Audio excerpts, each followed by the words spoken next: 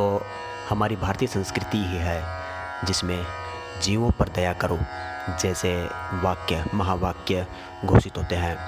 तो विशेष रूप से हमारे भारतीय संस्कृति ही है जिसमें हर जीव से प्रेम करना, हर जीव को पालना, और जैसे पंछियों को चुग्गा डालना और वृक्षों की पूजा करना, माता पिता का सम्मान करना, बड़ों का आदर करना, जैसी शिष्टाचार और नैतिकता जैसी बातें हमारी भारतीय संस्कृति में ही मिलती है और किसी भी संस्कृति में मिलना संभव ही नहीं है, क्योंकि भारतीय संस्कृति का ही विज्ञान बड़े बड़े वैज्ञानिकों को अचंभे में डाल देता है।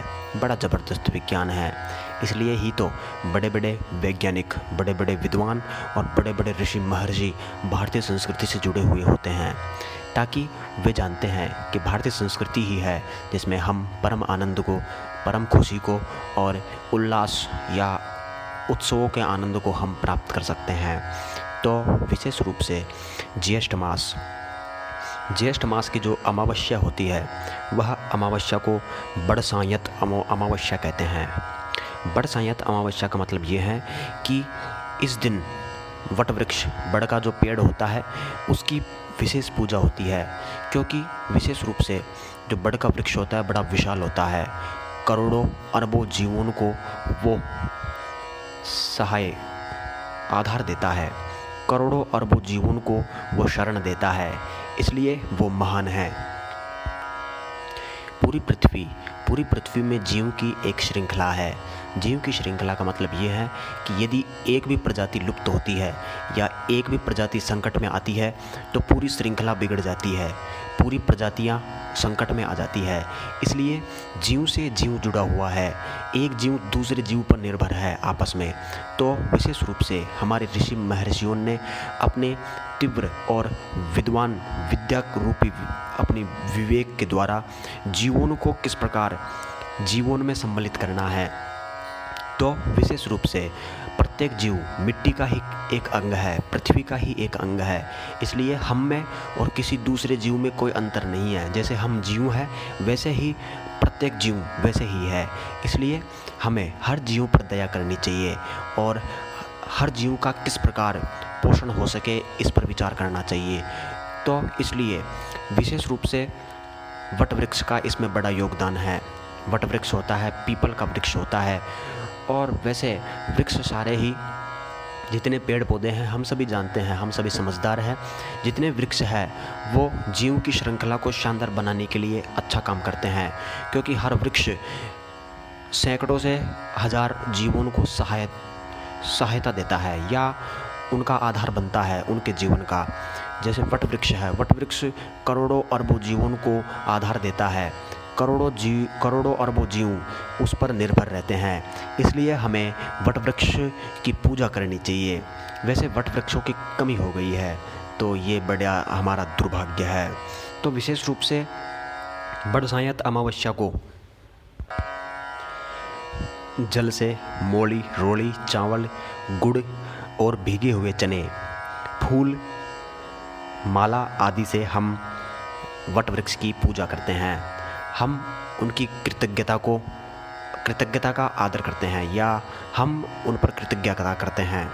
हमारी कृतज्ञता यह है कि जो हमारे लिए जीता है पूरी तरह, जैसे जीवों को वो आश्रय देते हैं, वट का वृक्ष जीवों को आश्रय देता है, तो वो भी हमारी श्रृंखला को ही शानदार बनाते हैं। तो वो हमारे लिए पूरा जीवन बिताते हैं केवल हमारे लिए, तो हमें भी उनके लिए कुछ आदर या सम्मान के लिए कुछ तो हमें करना ही चाहिए। जैसे हम उनकी पूजा करते हैं, उन्हें प्रणाम करते हैं, बिल्कुल प्रणाम करना चाहिए, क्योंकि वट का वृक्ष, हर वृक्ष हमसे महान है, क्योंकि वो इसलिए महान है क्योंकि वो करोड़ों जीवों को शरण देते हैं और हम थोड़े से स्वार्थी हैं। बिल्कुल हमारे पास जो शरीर है हम उसे ही स्वस्थ नहीं रख पाते हैं, हम दूसरों को शरण कैसे दे सकते हैं। वैसे हम अधिक चतुर और समझदार होने के कारण अधिक स्वार्थी हो गए हैं। तो सीधी सी बात है, वट का वृक्ष हमसे महान है, अधिक महान है, बहुत ज़्यादा महान है। वो करोड़ों जीवों को शरण देता है, इसलिए हमें उनकी पूजा करनी चाहिए, हर वृक्ष की पूजा करनी चाहिए हमें। लेकिन ज्येष्ठ मास की अमावस्या को बड़ सायंत अमावस्या होती है, उस दिन हमें बड़ की पूजा करनी चाहिए, परिवार के साथ करनी चाहिए, समाज के साथ करनी चाहिए।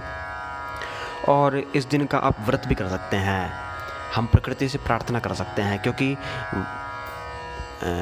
जो वृक्षों का जो जीवन है या हमारा जीवन है, हर जीव का जीवन है, वो पूरी तरह प्रकृति पर ही निर्भर करता है।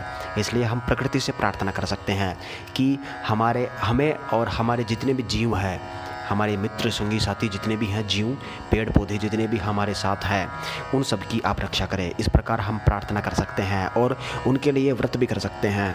व्रत का मतलब है त्याग, त्याग का मतलब है प्रकृति को प्रसन्न करना, तो हम उनके लिए इतना सा त्याग कर सकते हैं।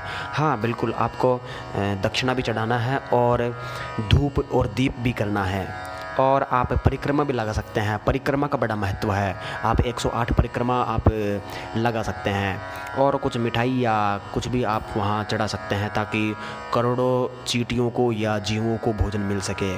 तो इस प्रकार आप करेंगे तो आपके साथ आपके हृदय में जो प्रेम का रस होता है, प्यार का रस होता है, वो बनेगा और आपके अंदर मनुष्यता का विकास होगा। विशेष रूप से मोली या कच्चा सूत भी आप ले सकते हैं और आप उस बड़ के लपेट सकते हैं वस्त्र के रूप में, और इससे वटवृक्ष आपकी प्रेम की हृदयता को देखकर बड़ा प्रसन्न होगा, उसका आप अनुभव कर सकते हैं यदि आपके सेंस जागृत है तो विशेष रूप से बड़ सायंत ज्येष्ठ मास की अमावस्या के दिन व्रत भी करते हैं, और महिलाएं कहानी भी सुनती है, इस अमावस्या के दिन कहानी भी सुनती है वट वृक्ष की पूजा करके। और जो भी इसका व्रत करती है वो बाणा निकालती है। बाणा मैंने पहले बताया है बाणा कैसे निकलता है, आप पिछली वीडियो देख सकते हैं, जो उद्यापन का जो वीडियो है उसमें आप देख सकते हैं। बाणा निकाल कर जो अपने से बड़ी बूढ़ी औरतें हैं या बड़े बूढ़े हैं, उनको हम प्रणाम करते हैं, उनके चरण छूते हैं और उनसे आशीर्वाद लेते हैं। वैसे बहुओं को सासुओं के पैर लगने चाहिए, छूने चाहिए, और जो बाणा होता है वो अपनी सासू को देना चाहिए। और विशेष रूप से बहन बेटियों को भी आप वो बाणा दे सकते हैं।